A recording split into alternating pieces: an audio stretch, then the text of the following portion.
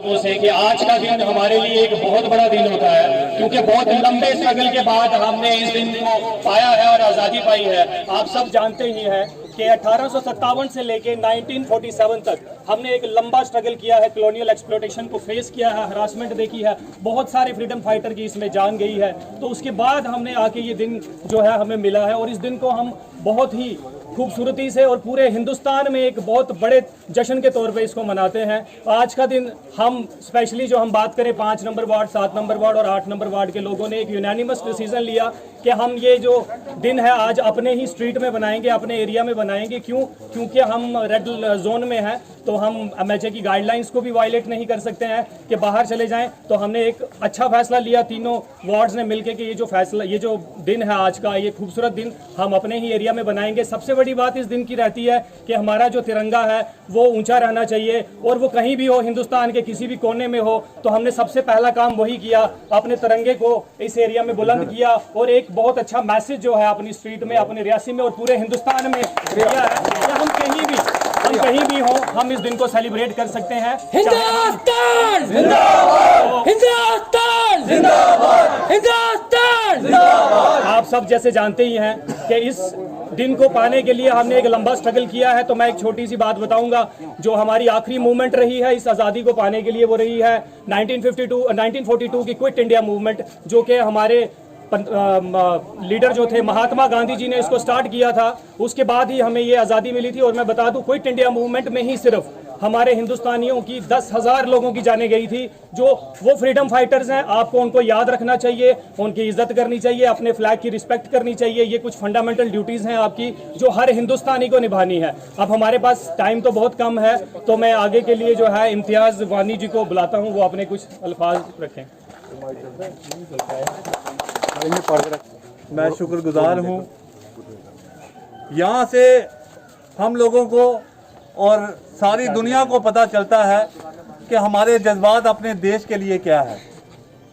और ये जज्बात चाहे कितनी भी बंदिशें लग जाएं, कितनी भी तारे लग जाएं, हमारी जो अंदर की आवाज़ है महसूस करते हैं। इस झंडे को आज यहाँ पे हमने चढ़ाया हुआ है, हमें कोई रोकने वाले, कोई किसी की ताकत नहीं हमें रोक सकती है।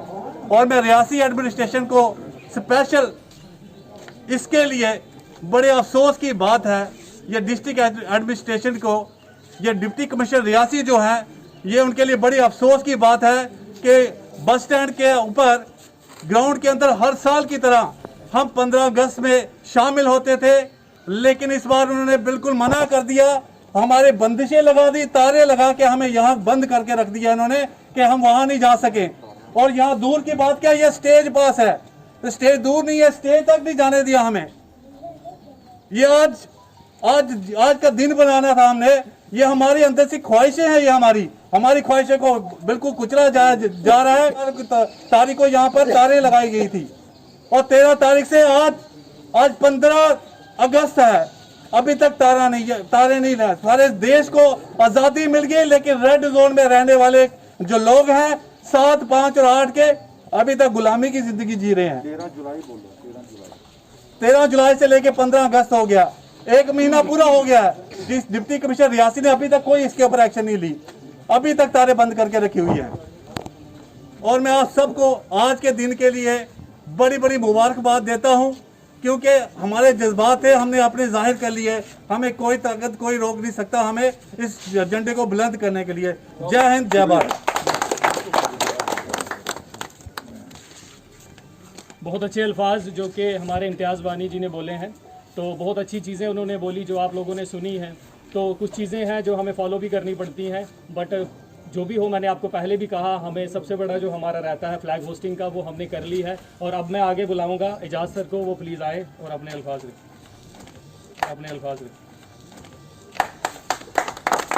सबसे पहले 15 अगस्त के मौके पर सबको मेरा मुबारकबाद। मैं एक नारा दूंगा, उस नारे का बड़ी जोर शोर से आपकी आवाज आनी चाहिए। आजाद हिंदुस्तान जिंदाबाद, आजाद हिंदुस्तान जिंदाबाद, आजाद हिंदुस्तान जिंदाबाद। मजहब नहीं सिखाता आपस में बैर रखना, मजहब नहीं सिखाता आपस में बैर रखना, हिंदी है हम वतन है हिंदुस्तान हमारा। आज काफी दुख के साथ हम लोग ये एडमिनिस्ट्रेशन क्या, ये पूरी मेरे ख्याल रियासी जानती है कि हम लोग कैदियों की तरह बंद हैं, लेकिन कैदी भी सेंट्रल जेल के अंदर अपना झंडा, तिरंगा झंडे को वहां लगाते हैं, वहां 15 अगस्त की आज़ादी को वहां बड़ा अच्छे तरीके से सेलिब्रेट करते हैं। कोई बात नहीं, अगर ये दुख की घड़ियां थी तो ये निकल जाएंगी। बरहा एडमिनिस्ट्रेशन एक फैमिली का हेड होता है। हमारे साथ कैसा सलूक किया गया ये सब लोग जानते हैं, हम इस पे अभी नहीं जाएंगे। मैं छोटी सी बात करके फिर यहां खत्म करता हूं। सारे जहां से अच्छा हिंदुस्तान हमारा, हम बुलबुलें हैं इसकी, ये गुलिस्तान हमारा। मजहब नहीं सिखाता आपस में बैर रखना, हिंदी है हम वतन है हिंदुस्तान हमारा। तू हिंदू बनेगा या मुसलमान बनेगा, इंसान की औलाद है, इंसान बनेगा। हम एक अच्छे इंसान हैं, इंसान थे, इंसान रहेंगे। आजाद हिंदुस्तान जिंदाबाद, आजाद हिंदुस्तान जिंदाबाद। बहुत अच्छे अल्फाजों में हमारे एजाज सर ने इस पूरी तकरीर को कंप्लीट किया।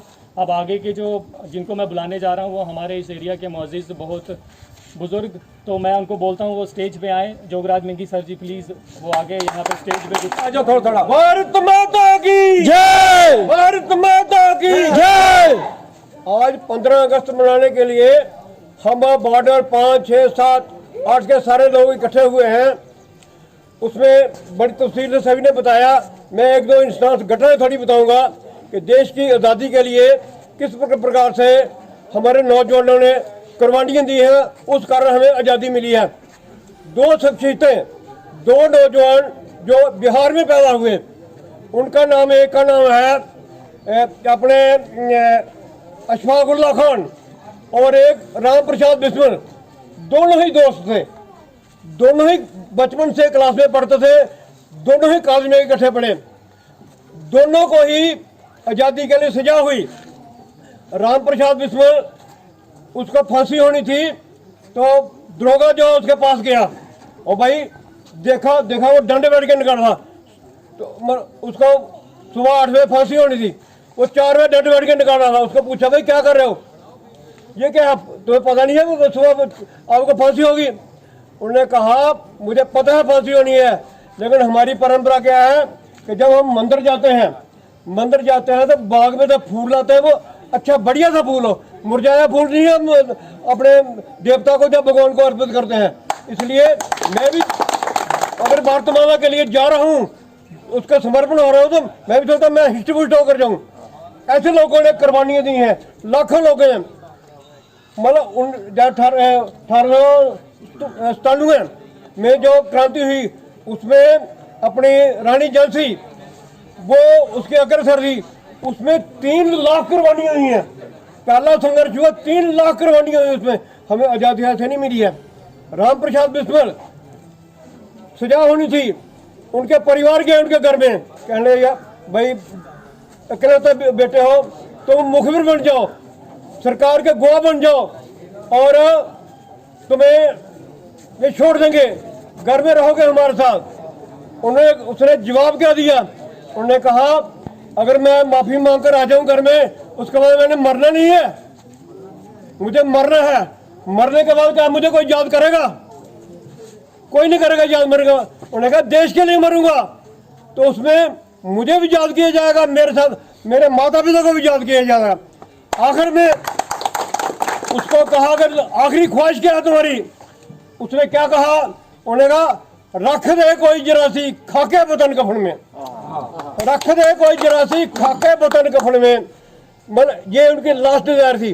राम प्रसाद बिस्मिल का जिसने सरफरोशी की तमन्ना गाया हुआ एक टप्पा में है, उसको बताकर आधे मिनट में लगा।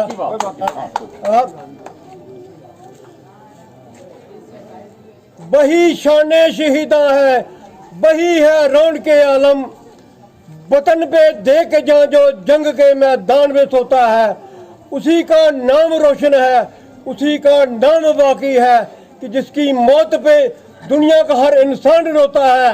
अरे बेदार हो अब ख्वाब गफलत से जवानो तुम, कि जिसके जोर बाजू है वही आजाद होता है। भारत माता की जय। तो आपने देखा हमारे जो सीनियर यहाँ के तीनों मोहल्लों में जो जोगराज मिंगी ने जो अल्फाज बोले हैं, जो हिस्ट्री यहाँ पे बयान की है, मुझे लगता है कि जो नौजवान बच्चे यहाँ पे देख रहे हैं, सुन रहे हैं, तो प्लीज़ अपनी स्टडी को थोड़ा सा सीरियस लो। ये हिस्ट्री आप लोगों को, हर एक बच्चे को स्पेशली ये पता होनी चाहिए, ये छोटी छोटी चीज़ें आपको नॉलेज में होनी चाहिए कि क्या हुआ है और कैसे हमने आज़ादी ली है। बिल्कुल बहुत अच्छे अल्फाज बोले कि इतनी आसानी से जितने 15 या 1 घंटे में हम आज़ादी को सेलिब्रेशन बना के निकल जाते हैं, इस 1 घंटे में हमें आज़ादी नहीं मिली है, हमें 200-250 साल लग गए।